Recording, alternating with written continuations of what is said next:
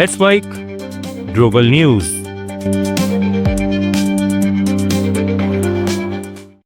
चीन में central military commission के वाइस चेयरमैन झांग यूक्सिया के खिलाफ जांच शुरू कर दी गई है।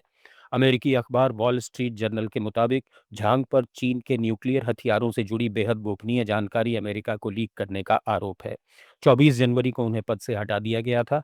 चीनी रक्षा मंत्रालय ने कहा है कि झांग पर पार्टी अनुशासन और कानून के गंभीर उल्लंघन के आरोप है। साथ ही सीएमसी के भीतर गुटबाजी और पार्टी में फूट डालने की बात भी सामने आई है। चीनी दूतावास ने बयान जारी कर कहा, यह कार्रवाई भ्रष्टाचार के खिलाफ जीरो टॉलरेंस नीति का हिस्सा है। झांग राष्ट्रपति शी जिनपिंग के बाद चीन के सबसे ताकतवर सैन्य अधिकारी माने जाते थे और चीन वियतनाम युद्ध में भी मोर्चे पर रह चुके थे। विशेषज्ञों का मानना है कि यह कदम शी जिनपिंग की सेना में चल रही सफाई मुहिम का हिस्सा है। इस बीच सीएमसी के एक और वरिष्ठ अधिकारी लिू झेनली भी जांच के दायरे में है। चीन की सेना में लगातार हो रही कार्रवाई सत्ता के भीतर बढ़ते तनाव की ओर इशारा कर रही है। संयुक्त अरब अमीरात ने इस्लामाबाद इंटरनेशनल एयरपोर्ट के संचालन से पीछे हटने का फैसला किया है। पाकिस्तानी मीडिया के मुताबिक अबू धाबी ने एयरपोर्ट चलाने की डील खत्म कर दी है। इस फैसले को यूएई राष्ट्रपति शेख मोहम्मद बिन जायद की अचानक भारत यात्रा से जोड़कर देखा जा रहा है। हालांकि पाकिस्तान सरकार ने इन दावों को खारिज करते हुए कहा है कि यूएई के साथ कभी कोई औपचारिक समझौता हुआ ही नहीं था। सरकार का कहना है कि इस्लामाबाद एयरपोर्ट को अब ओपन इंटरनेशनल बिडिंग के जरिए निजी हाथों में सौंपा जाएगा। सरकार ने बताया कि एयरपोर्ट को लॉन्ग टर्म कंसेशन मॉडल के तहत प्राइवेटाइज किया जा रहा है, जिसमें घरेलू और विदेशी निवेशकों को बराबर मौका मिलेगा। गौरतलब है कि इस्लामाबाद एयरपोर्ट पाकिस्तान का सबसे बड़ा एयरपोर्ट है, जहां रोजाना 45 से 50 उड़ानें संचालित होती हैं। वहीं यूएई राष्ट्रपति की 2 घंटे की भारत यात्रा में ट्रेड और डिफेंस समेत 9 बड़े समझौते हुए, जिससे इस पूरे घटनाक्रम को अहम माना जा रहा है। रूस और यूक्रेन के बीच 4 साल से जारी जंग के बीच शांति की उम्मीद एक बार फिर जगी है। यूक्रेनी राष्ट्रपति वोलोदिमीर ज़ेलेंस्की ने कहा कि अमेरिकी सुरक्षा गारंटी से जुड़ा दस्तावेज अब 100% तैयार है। 2 दिन तक चली इस त्रिपक्षीय वार्ता में यूक्रेन, अमेरिका और रूस के प्रतिनिधि शामिल रहे। खास बात यह रही कि पहली बार तीनों देशों के सैन्य अधिकारी भी बातचीत की मेज पर बैठे।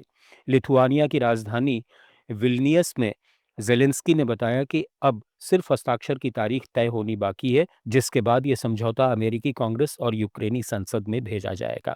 उन्होंने 2027 तक यूरोपीय संघ की सदस्यता के लक्ष्य को दोहराते हुए इसे यूक्रेन की आर्थिक सुरक्षा की गारंटी बताया। हालांकि अबू धाबी में हुई बातचीत में अभी कोई अंतिम समझौता नहीं हो पाया है, लेकिन दोनों देशों ने आगे बातचीत जारी रखने की सहमति जताई है। ज़ेलेंस्की ने माना कि क्षेत्रीय विवाद अब भी सबसे बड़ी चुनौती है, लेकिन 4 साल की जंग के बाद ये पहल शांति की दिशा में एक अहम कदम मानी जा रही है। ईरान और अमेरिका के बीच तनाव अब बेहद खतरनाक मोड़ पर पहुंच गया है। तेहरान के एंगेलाब स्क्वायर में ईरान ने एक विशाल म्यूरल लगाया है, जिसमें अमेरिकी एयरक्राफ्ट कैरियर को जलते हुए दिखाया गया है। पोस्टर पर साफ लिखा है, अगर तुम हवा बोओगे तो तूफान काटोगे। यह चेतावनी ऐसे वक्त आई है जब यूएसएस अब्राहम लिंकन समेत अमेरिकी युद्धपोत मध्य पूर्व की ओर बढ़ रहे हैं। राष्ट्रपति डोनाल्ड ट्रंप ने इसे एहतियाती कदम बताया, लेकिन कहा कि अगर हमला हुआ तो जवाब पहले से कहीं ज्यादा बड़ा होगा। ईरान की रिवॉल्यूशनरी गार्ड्स ने भी कहा है कि उनकी सेना ट्रिगर पर उंगली रखे हुए पूरी तरह तैयार है। इधर देशव्यापी प्रदर्शनों के बाद ईरान में हालात और बिगड़ चुके हैं। मानवाधिकार संगठनों के मुताबिक 5,000 से ज्यादा मौतें और 41,000 से अधिक गिरफ्तारियां हुई हैं। अमेरिका और ब्रिटेन ने क्षेत्र में फाइटर जेट्स तैनात कर दिए हैं। विशेषज्ञ इसे 1979 के बाद ईरान का सबसे गंभीर संकट मान रहे हैं। मध्य पूर्व एक बार फिर युद्ध की दहलीज पर खड़ा नजर आ रहा है। ग्लोबल न्यूज में फिलहाल इतना ही। बने रहिए लेट्स माइक के साथ।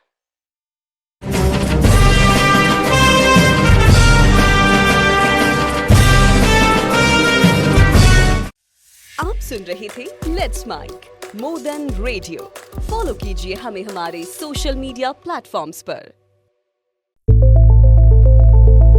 It's time for news. It's time for more